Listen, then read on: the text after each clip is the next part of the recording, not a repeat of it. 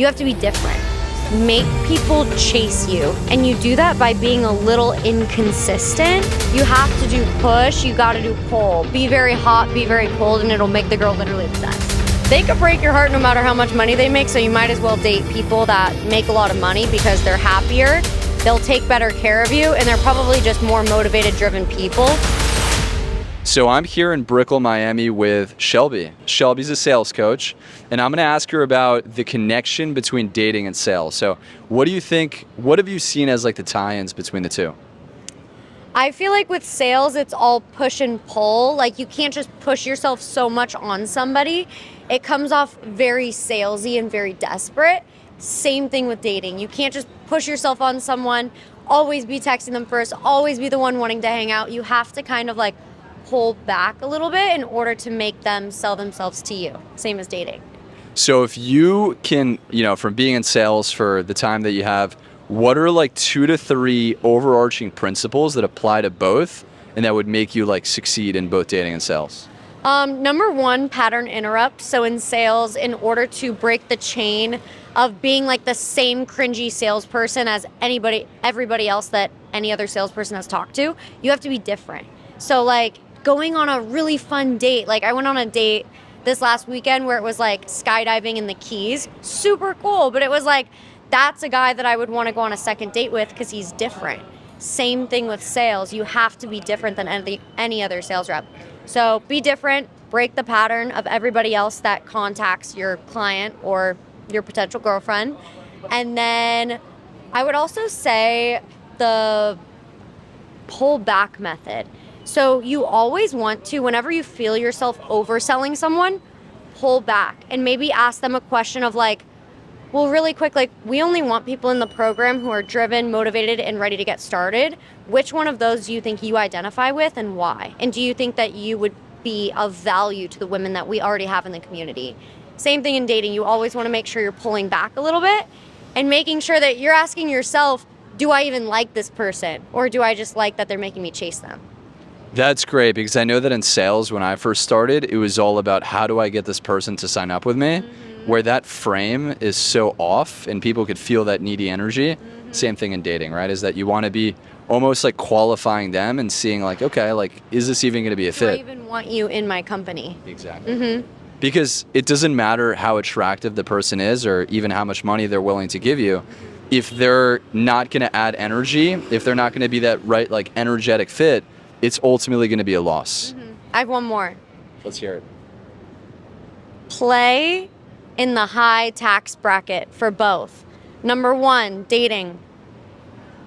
They could break your heart no matter how much money they make, so you might as well date people that make a lot of money because they're happier, they'll take better care of you, and they're probably just more motivated, driven people. You want to be with the guys that make more money.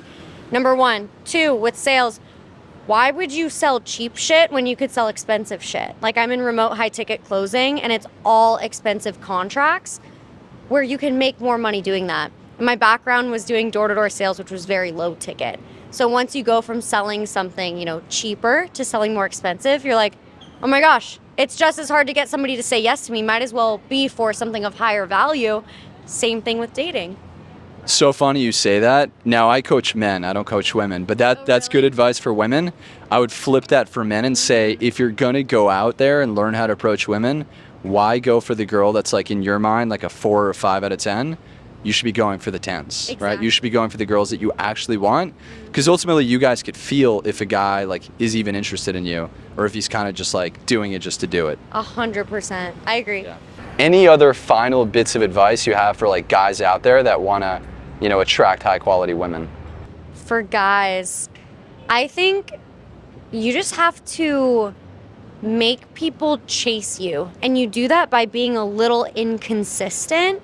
And so you can't just be that guy that's always texting, always just like down somebody's like, I was gonna say throat, but that sounds so weird, cut that out. But you can't just be the person that's like always going after them, always just like there. No girl wants that at all. You have to do push, you gotta do pull. Be very hot, be very cold, and it'll make the girl literally obsessed.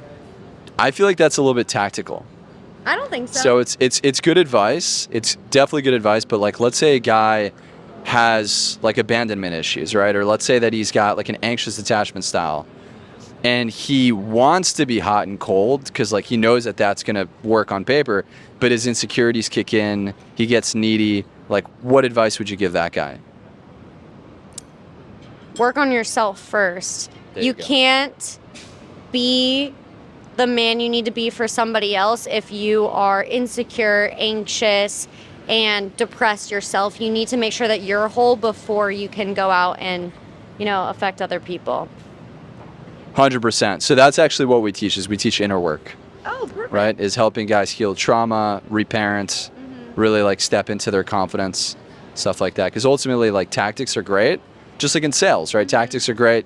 You could have the perfect script, but like I'm sure you've had girls that you've coached or closers that are in their head, that are insecure, that are very shy, and they're not really like in their power when they're speaking to prospects.